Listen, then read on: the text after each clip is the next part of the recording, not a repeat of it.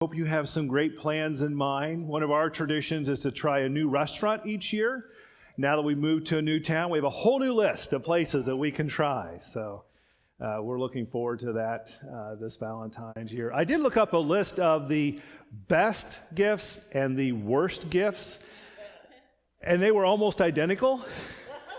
Then I realized the list that I had found, the best item list was created by people who were selling those items, and the worst list was created by people who were receiving those items. So it was a funny moment when I made that link. I love weddings. I love to officiate weddings. I've been blessed to officiate many weddings, and I love the premarital counseling piece. It's just a joy to get to know the couple, but also just to witness their love. It's just inspiring to see people in love with each other, making this next step in their life. And in premarital counseling, I often ask the question, what was your first day date? Maybe you remember a first day date. They're always fascinating stories. I remember one couple, I asked them the question, and they gave each other a knowing glance and then told the story of when he invited her to the rifle range. That sounds like a natural first day date, doesn't it? Yeah. So he takes her to the range, and he spends an inordinate amount of time explaining how the rifle works, the rules of the range. He takes a couple of shots to show her what it's going to sound like. And then as he hands her the rifle, the spotter in the tower calls her by first name. And that's when he learns that she works there. They love telling that story of how their relationship started with this grand surprise of her job, and he thought he was showing off. He did admit that she outshot him that day. It is so much fun doing weddings and seeing young love and being inspired by their passion. But can you imagine what it's like to do premarital counseling for a couple that's been together for 2 decades? Julie and Susan called me to officiate their wedding shortly after Illinois made it legal for same-sex couples. And I find myself doing premarital counseling with 2 people that have been together longer than I've been married. And I thought maybe we should reverse the tables. And they could tell me what is about to happen in my life instead of me trying to foreshadow for them the futures of wedded bliss. My biggest takeaway from Julie and Susan's wedding, though, was the I do's.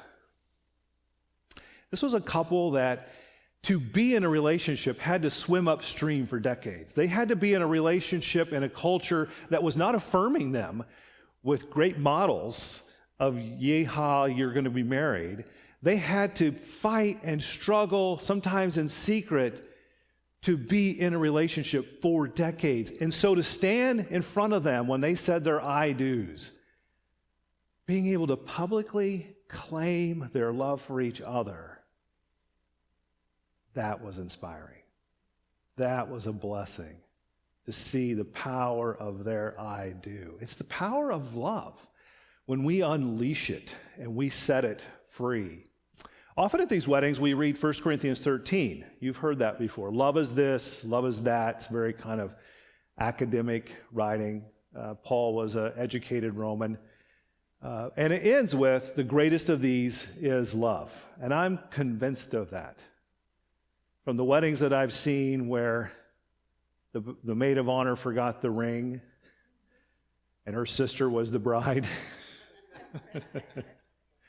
Or the dog who was the ring bearer and had the real rings on his back.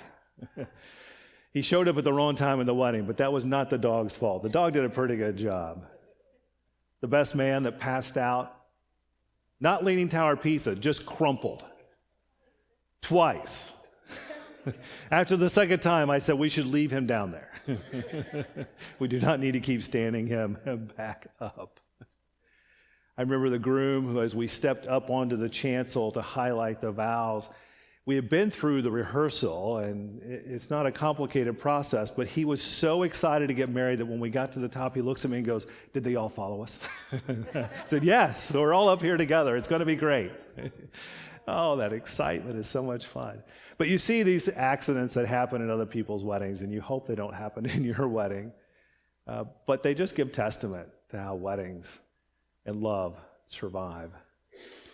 My first wedding, Dave and Jean, I don't know if you would say she laughed or cried all the way through her vows because she was really doing both. And we weren't really certain what she was saying because the words were not intelligible. But knew them well enough. Dave was a college classmate of mine, and they'd asked me to do their wedding, and I was so convinced of their love that I was not worried. Almost 30 years later, they're still sending me Christmas cards and showing me how their life has grown, and love is just amazing. This text that we read today is different than 1 Corinthians 13. It gives us a different language for love. It's a very passionate language. Set me as a seal upon your heart. Talks about the power of love as a flame that cannot be quenched. I love this text because it gives us a different language for love.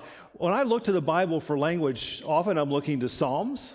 When I lack the word, Psalm 23 is wonderful for me when I'm grieving and when I'm mourning the loss of someone dear to me, and I'm just speechless and I don't know what to say. Psalm 23 gives me words to say. This text gives me words to say about passionate love.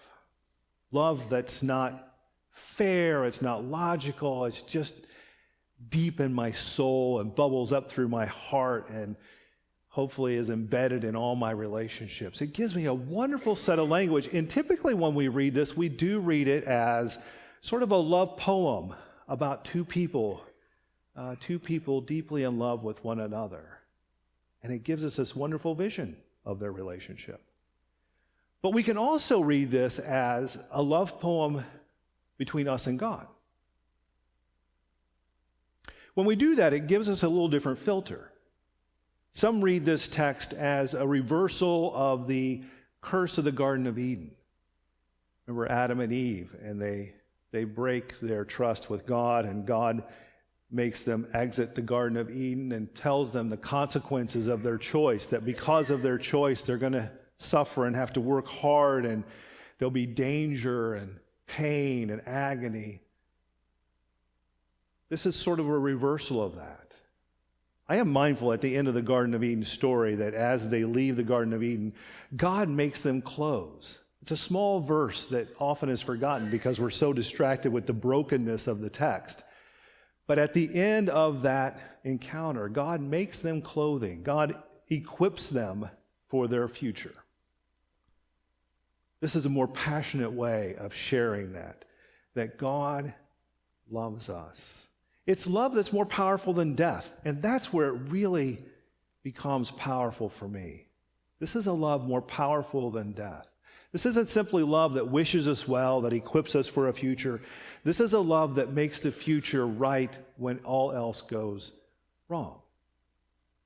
This is the kind of deep, passionate love that helps us to reconcile our relationships, even when our intellect tells us it's just not fair or it's just not right.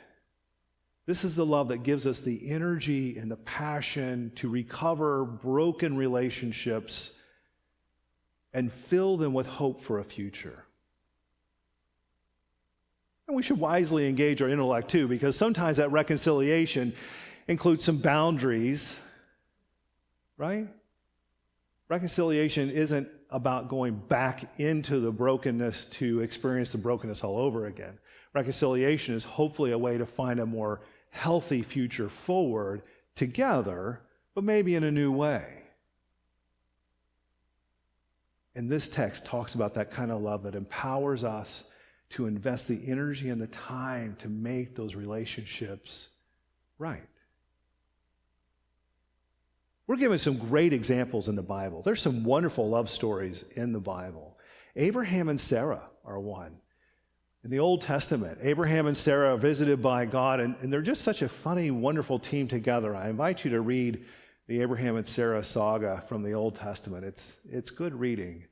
It's good earthy reading of a couple who, well, they weren't always great together, but they found a way forward.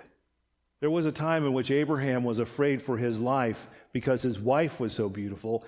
So he passed his wife off as his sister, and then the king takes his wife/sister to be his wife because he thinks she's not married. And then the king finds out that Sarah is married to Abraham. Oh, it's drama. When we stand up here and say our I do's, or we find a best friend in life, that's not what we hope is going to happen. But it did. And yet they found a way through that. One of my favorites is Joseph and Mary.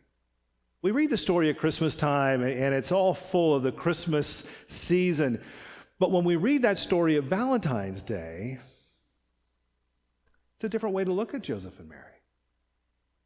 Here's a couple who are from the beginning faced with an obstacle.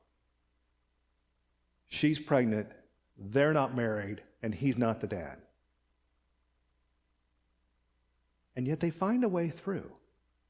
They make a choice that's not necessarily affirmed by the rest of society, but they make this choice to stay together, and the consequence, well, that's Christmas. That's Christmas present. That's the consequence of that choice. It was a choice to let God be first in their life. And we say that a lot. I say that a lot. I want God to be first in my life. But they were put in a situation where placing God first in their life meant going down a different road. I'd like to think that the rest of their marriage story was full of those kind of choices, like so many choices that became a pattern and then a habit and then just a lifestyle of making that kind of choice as a couple. Sadly, in the Bible, Joseph isn't in the story very long, so we don't have those memories because the memory of Jesus was so much more important to capture than what his parents were doing as a married couple. But I wish we knew that. Because the couples I see that do place God first in their life, well, they have that same experience. Oh, there's obstacles, there's rough patches, there's brokenness, but all that's overwhelmed by experiences of reconciliation, experiences of forgiveness that is powered by this passionate love, experiences of the abundance of love that then flows from their marriage into the rest of their relationships.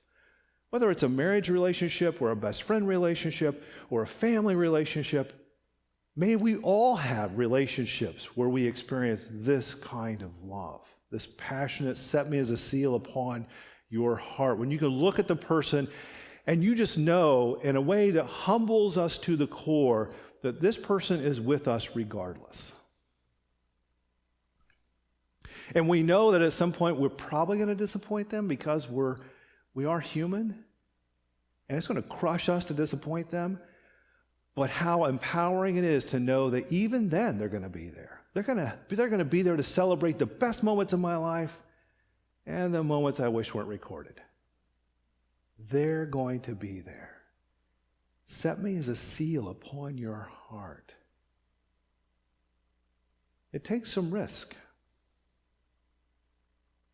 It takes some risk for us to let someone in our life that deeply.